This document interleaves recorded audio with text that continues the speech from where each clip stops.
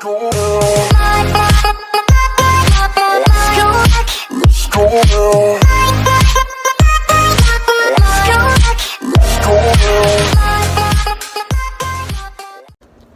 guys, it's Sunday, self-care Sunday as I like to call it. I usually spend my Sundays reading or cleaning the house, catching up on some work that I need to do, but I did that yesterday. So today, I did actually read this morning. I posted that on my Instagram, and I'm reading a book called Legendary, which is like the second book in a series called Caraval by Stephanie Garber. It's really good. It's about this girl. It's these two sisters, and Caraval is like this magical mystery festival, and the guy who runs it, his name is Legend.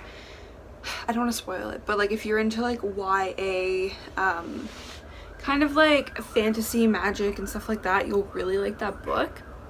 So anyways, I just got that book the other day, so I've been reading that, and it's pretty much all I did today. Oh, I did a workout, which is really good for me.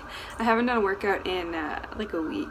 I've been feeling kind of unmotivated, and not working out is worse for that because then you get even more unmotivated. So I'm glad that I did this workout. It was an at-home workout, which is still a good, like, I'm not trying to kind of throw shade on at-home workouts because they're great, and some people exclusively do at-home workouts and they work.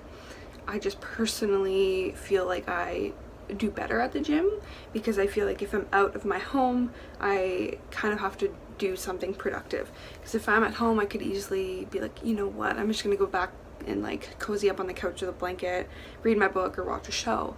Whereas if I go to the gym, I'm like, I'm here, I better stay here and like put in my effort and like, you know what I mean? Because then I'll leave and I'll feel amazing.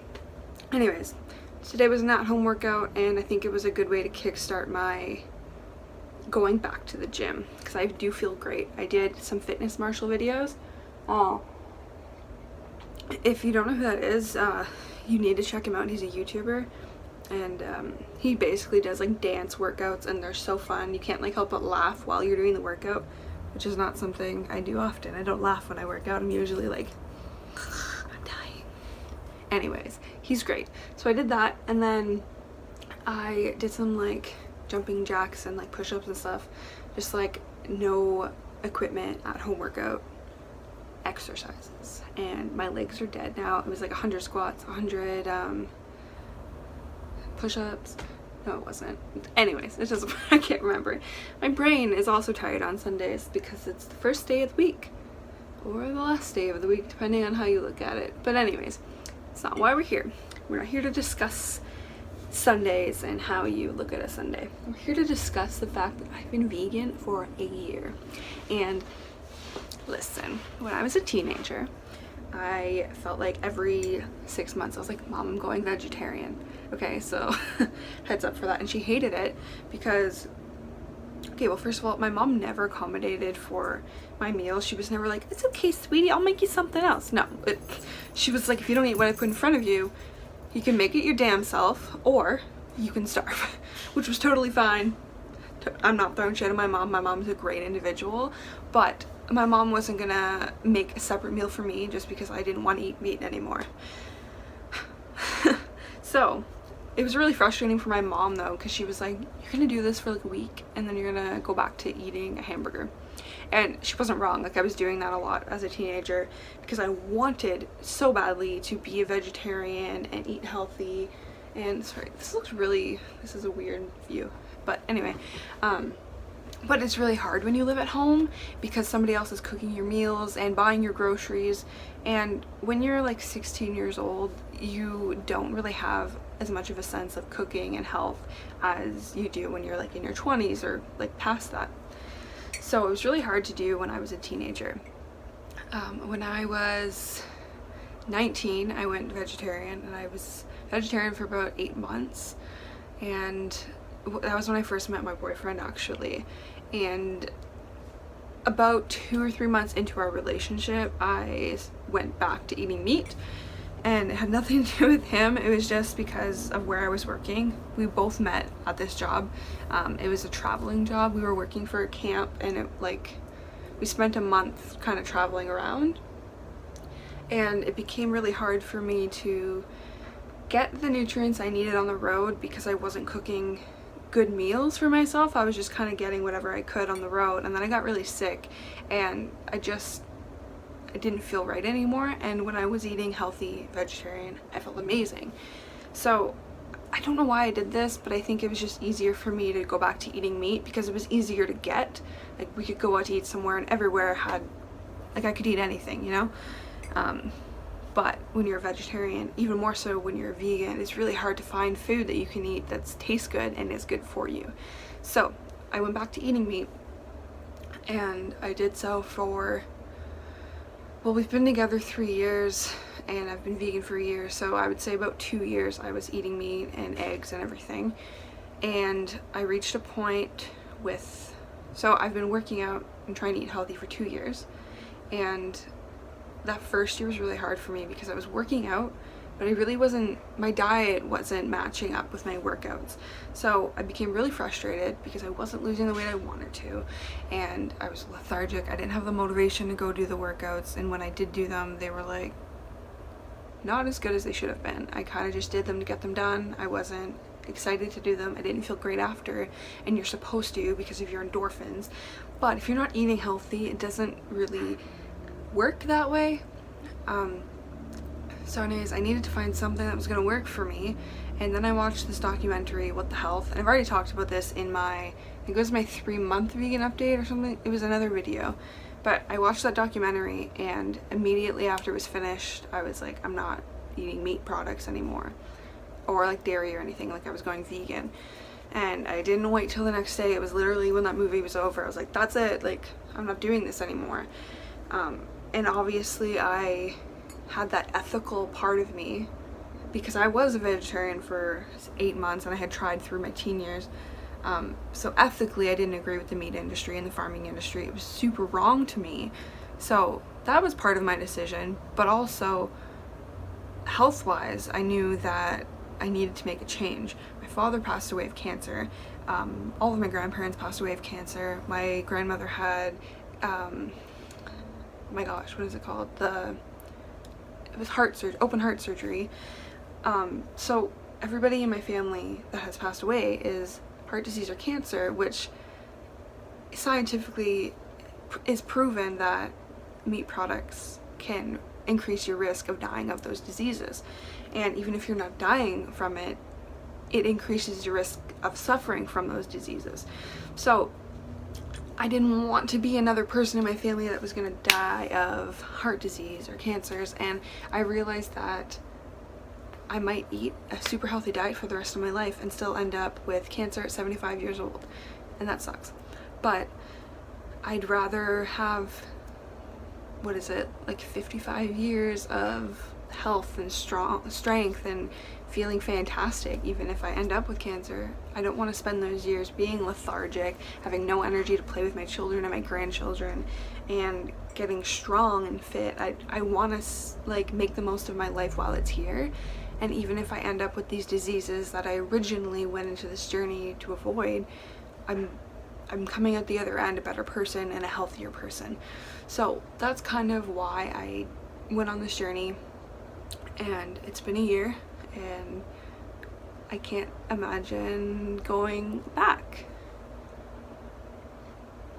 I strongly believe that even the people that go vegan for an experiment, like they say, I'm gonna go vegan for a month or go vegan for even a week just to see how it feels or how difficult it is to do, whatever. I think that once you reach that threshold where your body has kind of reacted positively to the new diet, it's hard to go back to eating meats and egg and dairy, because your body seriously becomes a new body. It's like you're it's literally like you're reborn. Like, you have so much energy. It's like you're a child again. You're mentally stronger and more capable of doing things. You're more productive. It's the things that I have accomplished in this past year, I truly believe I would not have been able to do if I didn't go on this journey, because my mind has just been so much more open and it's not fogged up with the crap that comes with eating a bad diet. And I'm not grabbing all over your diet if you don't eat vegan. It's all up to you, but I truly believe that if you eat things that are high in cholesterol, they're fatty, they're greasy, it affects more than just your stomach and your bloodstream. It truly affects your mind. It slows you down. So if you are even like the slightest bit interested in getting your mind right, and that goes for like your mental health too. Everyone struggled with their mental health at some point, and like I'm not the only person in the world that has, but I definitely struggled a lot in my teen years, because teenage years suck for anybody, but mental health was really bad for me in my teenage years, and then it kind of went into my early 20s. And when I started eating a plant-based diet, it didn't go away. It's not a miracle diet, but it allowed me to make sense of it, and now I can recognize when a panic episode is coming and I can combat it, or I can recognize when a depressive episode is coming my way. And I've noticed trends, and I've noticed that it usually happens before my time of the month.